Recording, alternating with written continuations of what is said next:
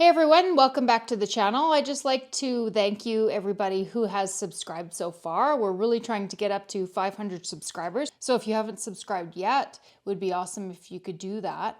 I see that we have a lot of new subscribers and it's been absolutely fantastic. I really appreciate it.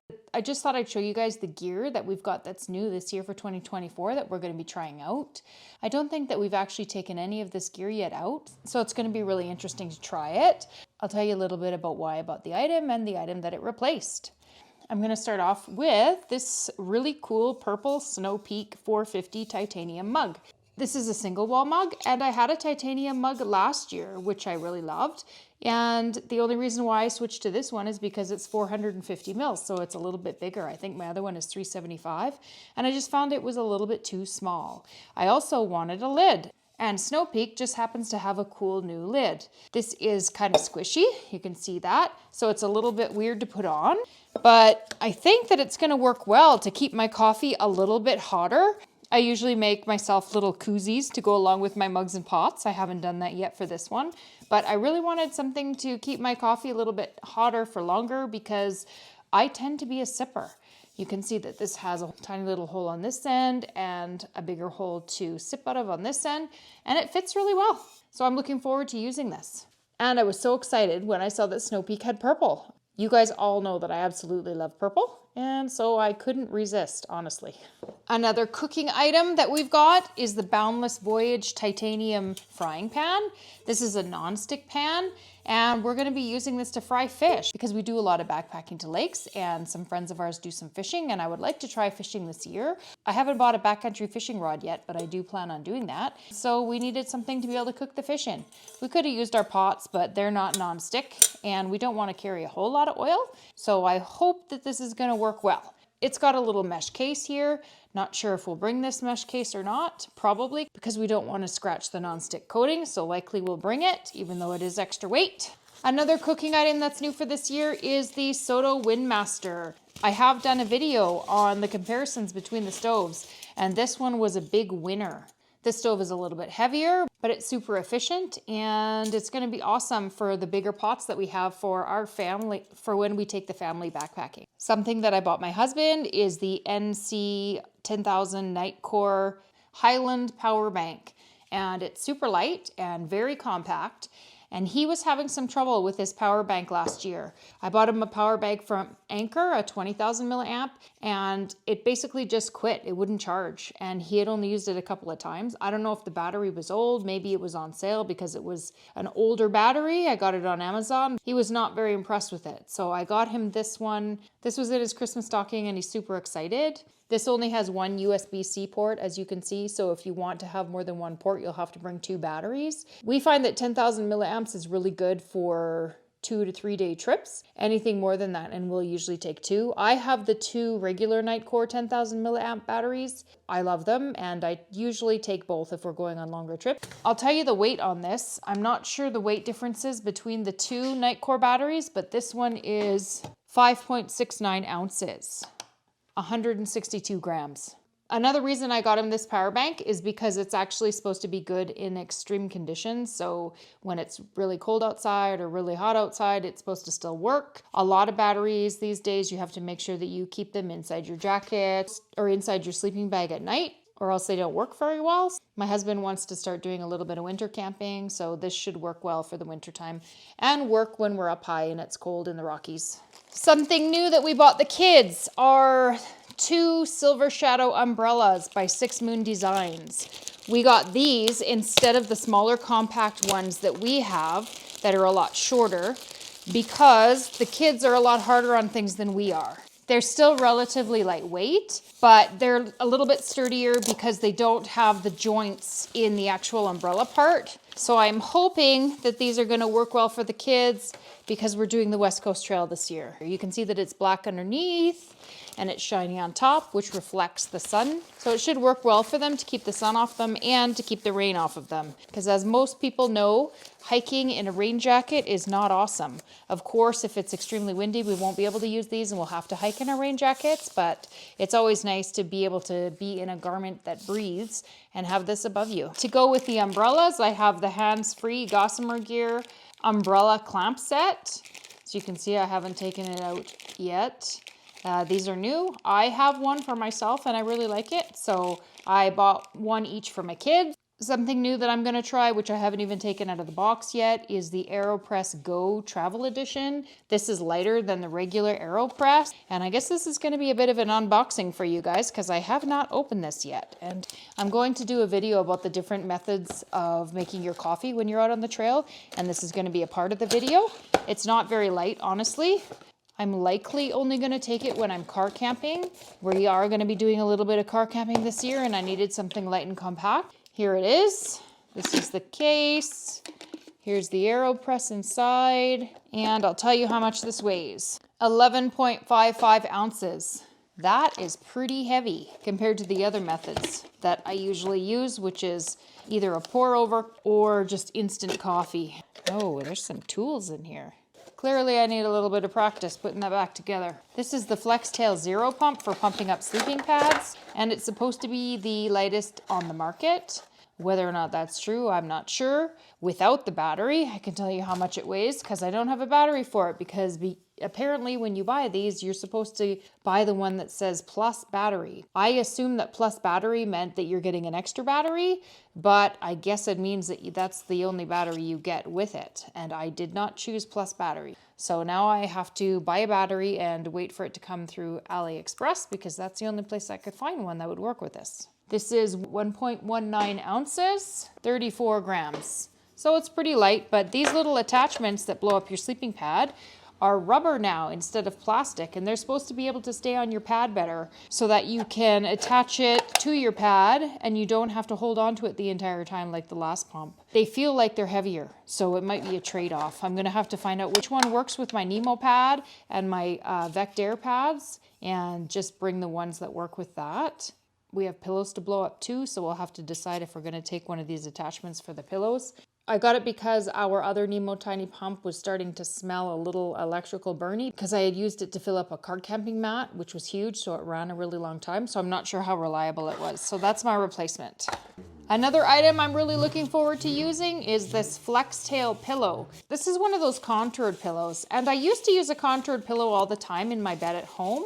So I thought I'd try it out, and I will do a pillow video because I have got a ton of pillows. I don't know how much money I spent on pillows, but literally I've probably got 10 pillows. None of them are comfortable for me, and that's because I'm a back sleeper. I do sleep on my side once in a while, but not very often. All of the pillows seem to be too puffy for me. I know you side sleepers love puffy pillows. I wish somebody would just make one for back sleeping. I seriously may end up just buying a down pillow because nothing is flat enough, but I'm gonna try this out. I did actually try it in my bed sleeping on it, and it worked pretty well.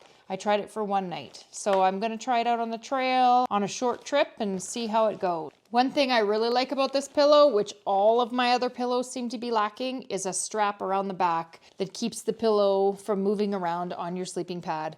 Honestly, that is a must. The fact that some manufacturers don't have this yet just blows my mind. And I don't think that any of my other pillows have this strap. Any manufacturer that makes a pillow that doesn't have a strap in the back shouldn't be making pillows. Stuff like that are such huge oversights by manufacturers just make me grumpy. I know you guys have seen these in my other videos before, but I'll show you our new packs that we're trying out this year. One of the packs that we're trying out isn't here yet. It's the Durston Wapta, and I'm super excited for it. They're not being sent out until I think April or May. I'll definitely give you guys a look at that when it comes. This is my Hyperlite Unbound 55. This is the pack that replaced my Hyperlite Southwest because the front pocket got torn, and I'm very excited to use it.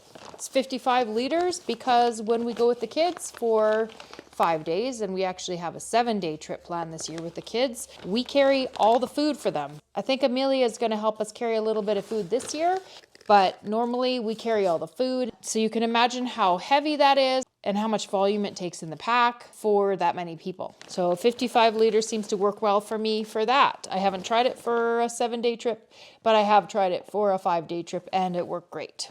My husband has got a 60-liter pack, so hopefully we can figure it out.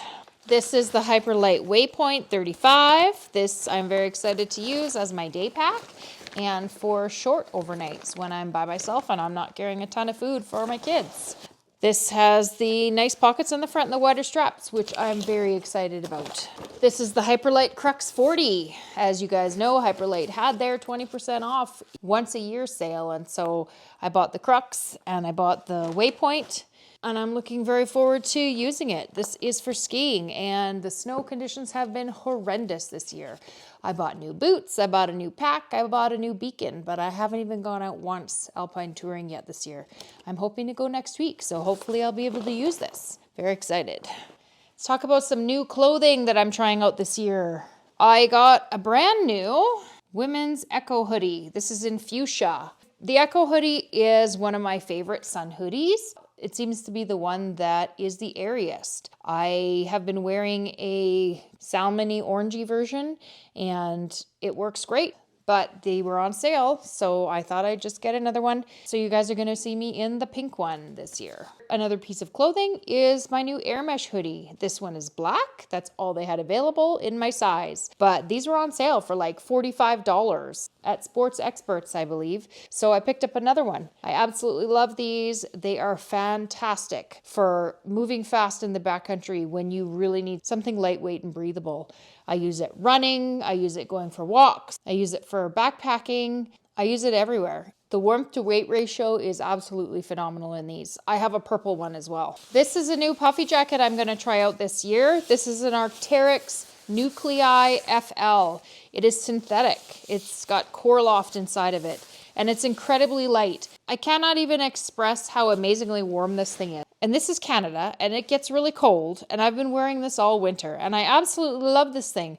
It does not pack down as small as my down puffy, but it's way warmer than my down puffy. I don't know why. I don't know what the technology is that makes it so warm, but it's amazing. So I'm going to try this out this year on the trips that I don't have to take so much food, because it is a little bit heavier and a little bit bulkier than my other jacket.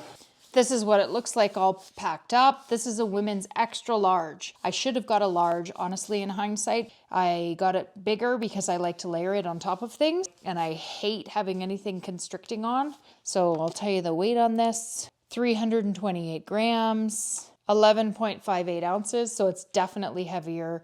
I think my puffy is like 6.5 or 7.5 ounces. So it's definitely heavier, but way warmer. So in the shoulder seasons, this will be really, really nice, because I get really cold. I've got an autoimmune disease, a really rare one, and I don't have the best circulation, so I do get quite cold. One last piece of clothing that is new for me this year are the Arc'teryx Norvan rain pants. These are made for running and moving fast. They're quite lightweight. They're probably not as lightweight as my Ultimate Direction pants, but they're a little bit more durable. Those other pants that I have, honestly, if I got them caught on a branch or something, or had to butt scoot down anything, I'm pretty sure that they would tear. But these here are a little bit more durable. I'll tell you how much these weigh. These are a women's large. See if I can get them to stay. 6.25 ounces, so not too bad. 178 grams. They have some nice zips on the side, so you can open them up and get them on and off with your running shoes. I don't know how well they work with boots, but with running shoes they work well. They've got the cinch at the waist, which is really nice. They've got vents to give a little bit of breathability on the legs. And I have tried these out a couple times, and they do breathe relatively well. Of course, Gore-Tex pants never breathe that well, but they're definitely better than having nothing in a rainstorm. Almost done. If you guys don't have dogs, you may want to stop the video here, because I'm going to show you a couple of pieces of dog gear that we have that's new. We were sent a new tent, the same tent that we have already for our dogs, by the company Alcott. And they also sent us this really nice pad for the dogs to sleep on. It's waterproof on the bottom and nice and fuzzy on the top. And this thing is huge.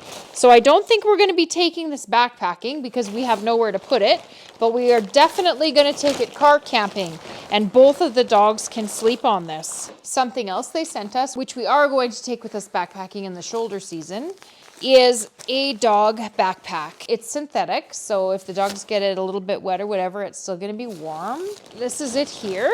And it's got a zip on the side, and it's nice and plush on the inside, and it's huge. And it also opens up all the way open so that you can just use it as a pad, which is probably what we'd be doing most of the time because we have huskies and they don't really get cold, but they can snuggle up inside it if they want to. So that's super cool. We're going to try this, see if we can get it into the backpacks. We do have large backpacks for the dogs. We may find that it's too big and bulky and we may just take it car camping, but we will see. I will tell you the weight on this, 749 grams or 26.45 ounces. So it's pretty heavy. That kind of surprises me how heavy that was. It's pretty heavy. Maybe we will be taking it only car camping. We'll see. We don't like to put anything too heavy on the dogs because they carry their own food and they carry their own tents. Maybe we'll have to take it with us when we're not bringing their tents because we don't always bring the tents. Sometimes we just put them underneath the tarp. It depends on where we're going and what the weather forecast is. So that's it for the new gear that we're trying out this year. There is a bunch of gear that we don't have that I'm going to be talking about. I've been emailing companies and asking them if I can use photos of their gear so that I can talk about it because unfortunately I can't afford every new piece of cool gear that's coming out. So we're going to have some new gear that I can't afford to buy videos coming up because I still like to talk about new exciting gear, but unfortunately I can't afford everything. So make sure that you subscribe so you don't miss those videos. Thanks so much. Give us a like and make sure you comment below and let us know what you're using that's new this year. Looking forward to talking to you all in the comments, and we will see you in the next video.